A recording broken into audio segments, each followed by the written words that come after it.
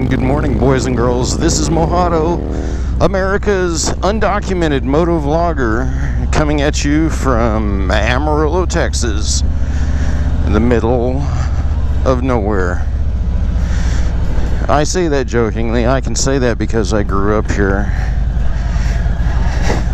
It's the land that I like to call the occupied lunar landscape, because there's literally nothing here but dust and cows and some plowed up fields and a lot of cowboys, a lot of rednecks, very few motorcycles and bikers for some reason. Today we are going to visit an Amarillo landmark. One of the things that I realized when I was growing up is that I shared an opinion about this area with one of the local eccentric millionaires. You may have heard of him. His name was Stanley Marsh III. Not Stanley Marsh III. He preferred to be called Stanley Marsh III. And to say he was eccentric is an understatement. Stanley was a character. I had read all about him and heard about him on the news, mainly because his family owned one of the television news stations here in town. But Stanley got into the national attention because of the way that he felt about artwork. Stanley felt like the Amarillo area had no art. So Stanley felt it was his responsibility to introduce Amarillo to modern art. And you might have heard of him from his biggest and most famous art creation, which was the Cadillac Ranch. He buried, I'm not sure, I'm going to have to check Wikipedia. I think it was 10 Cadillacs. I think at the time they were brand new Cadillacs, and he buried them nose first into the ground into an empty field along Interstate 40 in Amarillo. People thought he was crazy. Why is this guy digging big holes and burying these Cadillacs at a perfect 45-degree angle and then cementing it into this empty field? There were no signs explaining what he was doing, and he might have been crazy, but if you're crazy with a lot of money, you're eccentric. Now, I tell this story because I knew Stanley. Stanley had a fascination for motorcycles, and I believe at one time I did see him ride a trike. But he would show up at different motorcycle events around Amarillo. But I would run into Stanley at some of these motorcycle events, and he would always be wearing a top hat. And a really nice guy, very friendly, loved to talk motorcycles. And he and I used to have some interesting conversations about art and the lack of art in Amarillo. To Stanley, the things that he did in the art community were sort of like a joke. And you'd have to know his personality to kind of get the joke. But the things that he would create were sort of his way of slapping Amarillo and saying, you don't understand art, and that's why I'm doing this. And that's why I'm not going to explain it to you, because you guys are too much of cowboy rednecks to understand art. So I'm just going to do it my way and make you wonder about it. Which, the more I got to thinking about it, the more I realized there's a little bit of brilliance in his insanity. And that's how I got to know Stanley Marsh.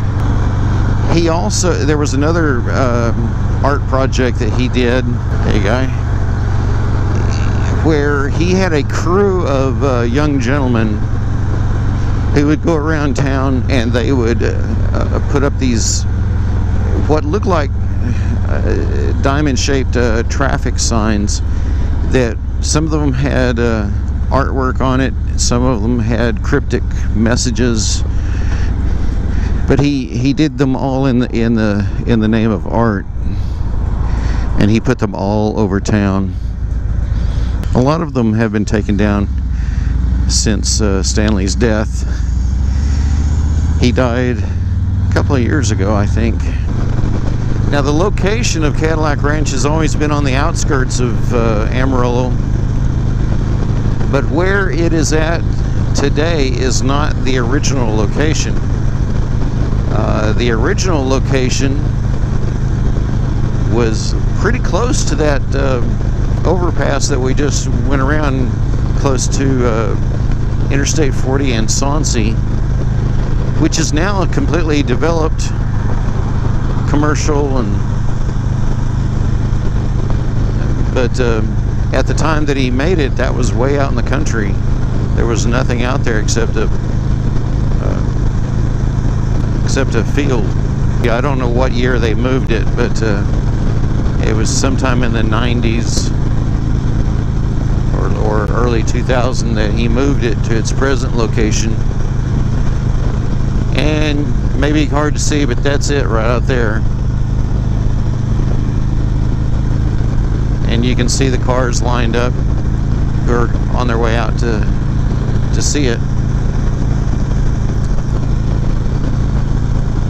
There's no signs that explain it. There's no big entrance. And something else that developed